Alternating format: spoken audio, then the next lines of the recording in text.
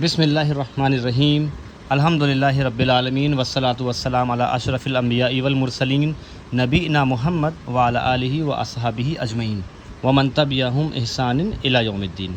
اس کا ٹرانسلیشن ہم پھر کبھی کسی ویڈیو میں جانیں گے۔ آئیے آج ہم اپنا ٹاپک شروع کرتے ہیں۔ محرم کا مہینہ اسٹارٹ ہو چکا ہے، جو اسلامی مہینے کا اسلامی کیلنڈر کا پہلا مہینہ ہے۔ اس مہینے میں ایک بہت بڑا اختلاف شروع ہوتا ہے جسے ہم جانتے ہیں شیعہ سنی اختلاف کے نام سے۔ تو آئیے جانتے ہیں کہ شیعہ اور سنی اختلاف کہاں سے شروع ہوتا ہے اور اس کی بنیادیں کیا ہیں۔ لیکن اس سے پہلے ہم ایک چیز یہ جان لیتے ہیں کہ کیا یہ دونوں ورڈز قرآن اور حدیث میں موجود ہیں، اسپیشلی قرآن میں موجود ہیں۔ تو یس، دونوں لفظ قرآن میں موجود ہیں۔ شیعہ لفظ بھی قرآن میں موجود ہے اور سنی جو ہے سنت سے بنا ہے، تو سنت لفظ بھی قرآن میں موجود ہے۔ لیکن سنت کا عام طریقہ جو میننگ ہم لیتے ہیں وہ لیتے ہیں طریقہ، یعنی کسی کام کو کرنے کا ڈھنگ، سٹائل۔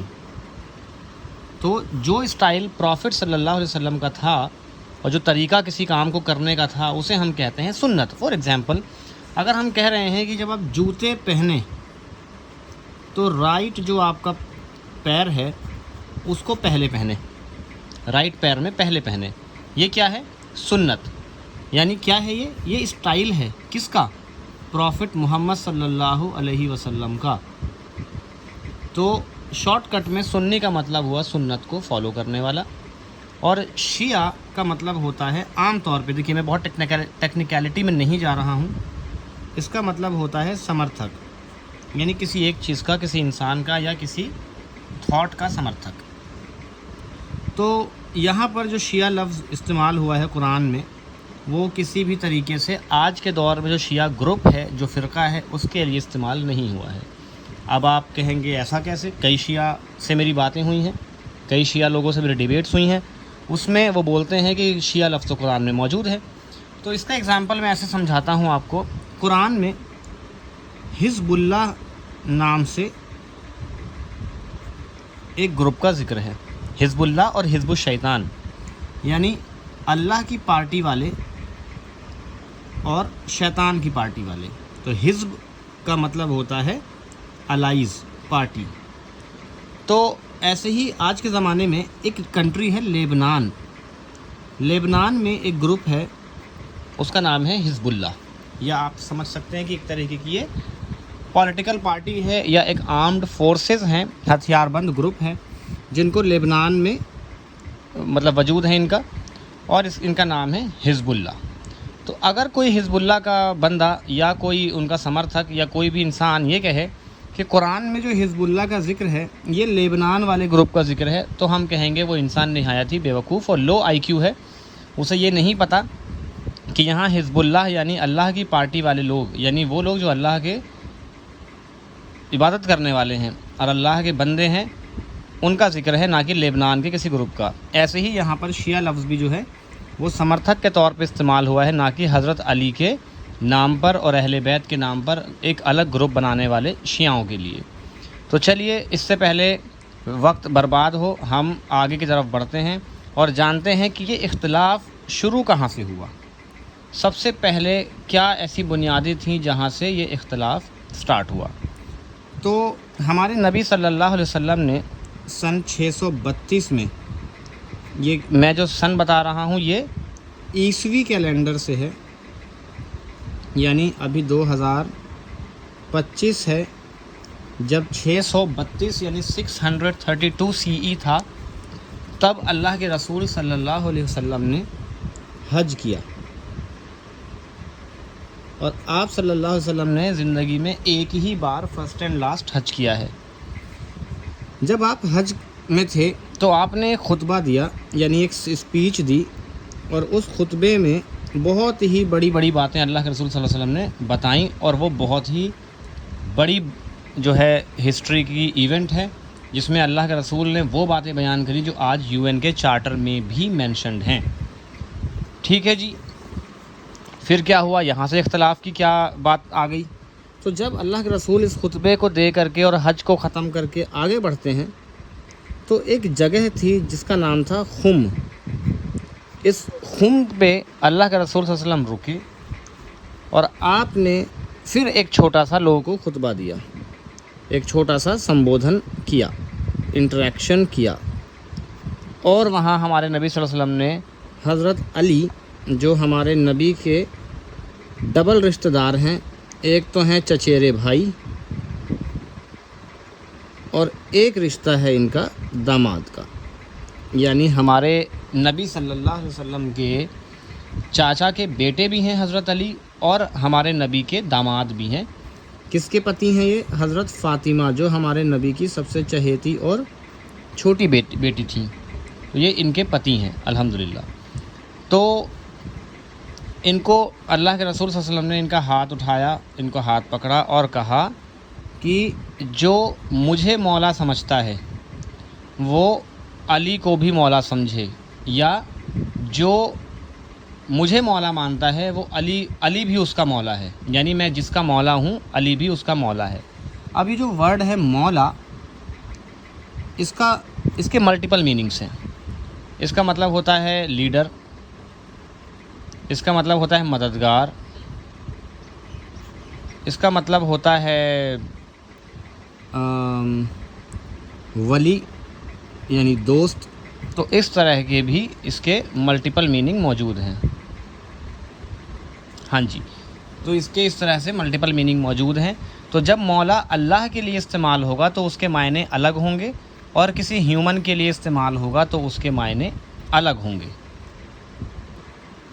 تو میں ان پوائنٹس کو اس لیے بولتا ہوا چل رہا ہوں کیونکہ جب بھی آپ اگر کسی شیعہ سے بات کریں گے تو وہ انہی پوائنٹس کو کوٹ کریں گے اور انہی کے بارے میں وہ آپ سے بات کریں گے.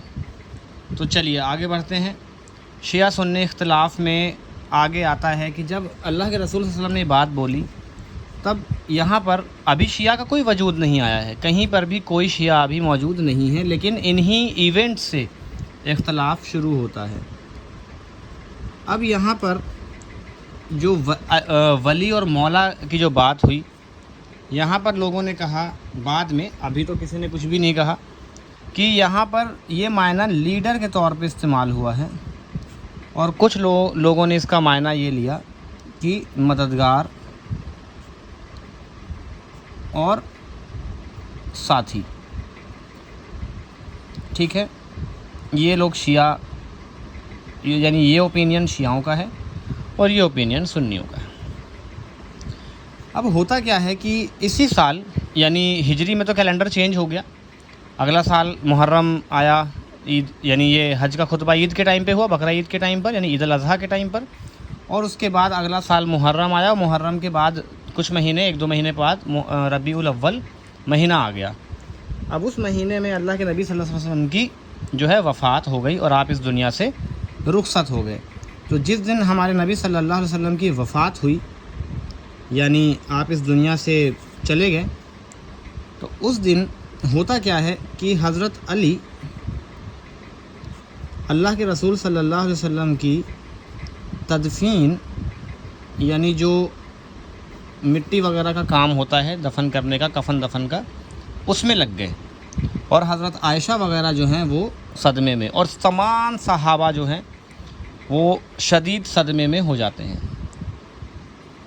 اب اس صدمے میں حضرت عمر جو ہیں وہ کہتے ہیں کہ کوئی یہ بات نہیں بولے گا کہ محمد الرسول اللہ مر چکے ہیں, اگر کسی نے ایسا بولا تو میں اس کی گردن جو ہے الگ کر دوں گا.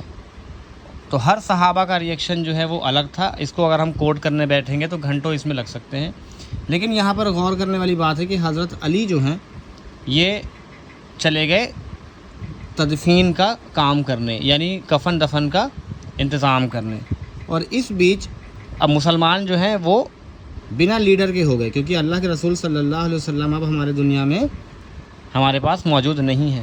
تو اب ہونا کیا تھا کہ تمام صحابہ نے ایک کمیٹی بٹھائی اور فوراً یہ فیصلہ لیا گیا کہ اگلا خلیفہ یعنی کہ لیڈر کون ہوگا.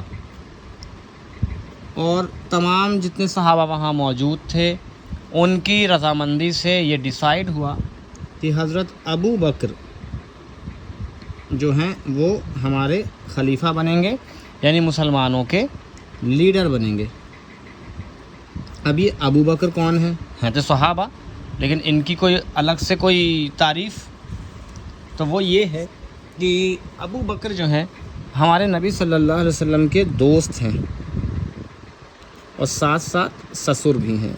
حالانکہ عمر میں کوئی بہت زیادہ فرق نہیں ہے، پر ہمارے نبی نے یہ بھی تعلیم دی کہ آپ عمر کی باؤنڈری سے پار ہو کر کے بھی نکاح کر سکتے ہیں. یعنی ایک 20 سال کا انسان 40 سال کے انسان سے بھی شادی کر سکتا ہے اور وائس ورثہ چیزیں ہو سکتی ہیں. تو اب بات کرتے ہیں ابو بکر کے بارے میں. انہوں نے خلیفہ بننے سے انکار کیا، لیکن صحابہ کی سہمتی ہوئی اور آپ کو خلیفہ بنا دیا گیا. بعد میں جب یہ بات ڈیسائیڈ ہوئی اور بعد میں یہ باتیں سب کو پتہ لگیں تو حضرت علی اس بات سے ناراض ہوئے، اور آپ کا یہ کہنا تھا کہ جب آپ نے یہ فیصلہ لیا تو مجھے وہاں پہ کیوں نہیں آپ نے رکھا، اور اتنی جلدی کیا تھی فیصلے لینے کی، ایسا شیعوں کا کہنا ہے. لیکن یہ ناراضگی والی بات بالکل سچ ہے.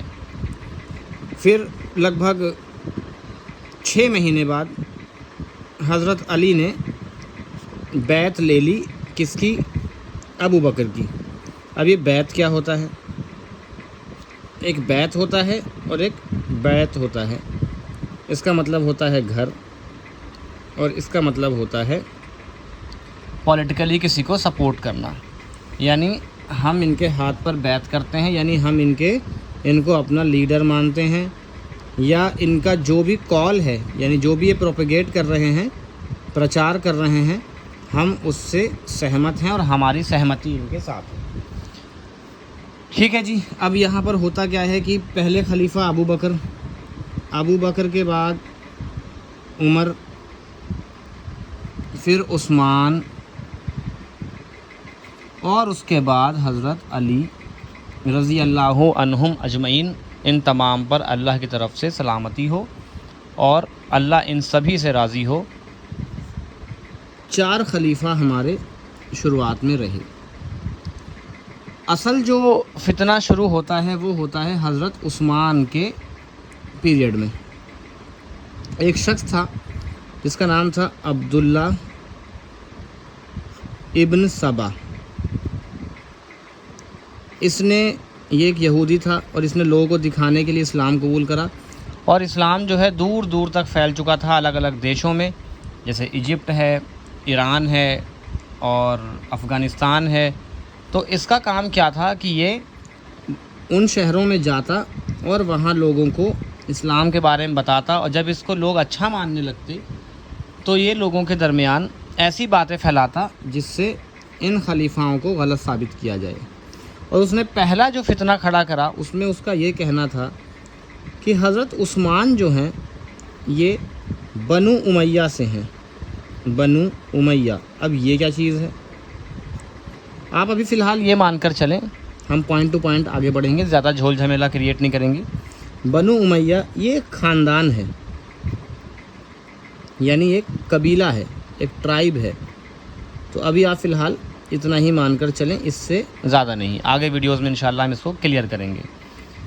تو اس نے یہ چیز کریٹ کری کہ عثمان جو ہیں بنو امیہ سے ہیں اور یہ اپنے خاندان کو توجہ دے رہے ہیں، اور یہ جتنے بھی بڑے گورنر ہیں مسلمان حکومت میں، خلافت میں، وہ سبھی اسی خاندان کے بنائے جا رہے ہیں. یعنی پریوار جو ہے وہ چلایا جا رہا ہے، پریوار کا سسٹم چلایا جا رہا ہے. تو دھیمے دھیمے اس نے حضرت عثمان کے لیے دلوں میں نفرت تیار کری اور اپنا جو ہے کیڈر تیار کرا، اور حضرت عثمان کا قتل کر دیا گیا.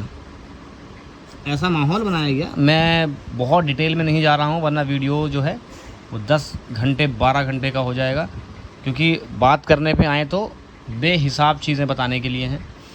تو ہم شارٹ کٹ میں آگے بڑھتے ہیں. حضرت عثمان کا جو ہے قتل کر دیا گیا، اور آپ کو جو آخری وقت تھا اس میں کافی آپ پہ ظلم کیا گیا.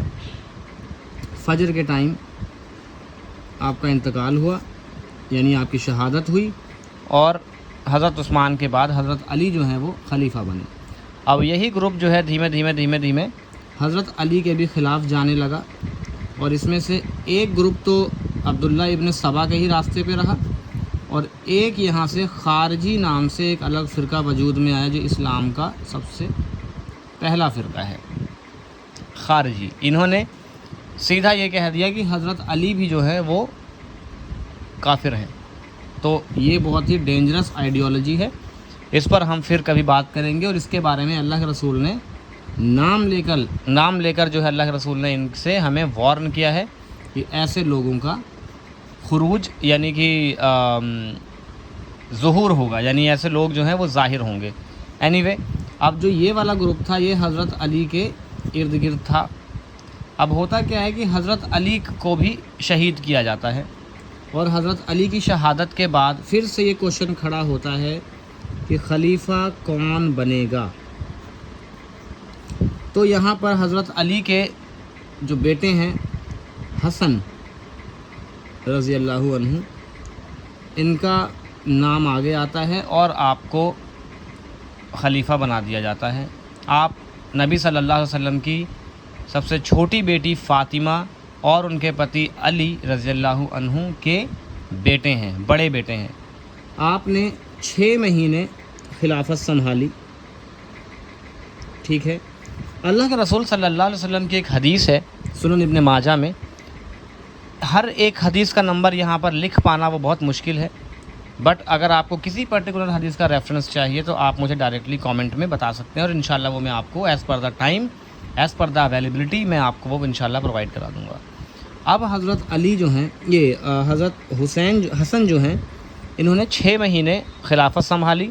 اور حدیث میں آتا ہے کہ اللہ کے رسول کہتے ہیں کہ میرے زمانے کے بعد جو 30 سال کا زمانہ ہے وہ خلافت راشدہ ہے، یعنی رائٹلی گائیڈڈ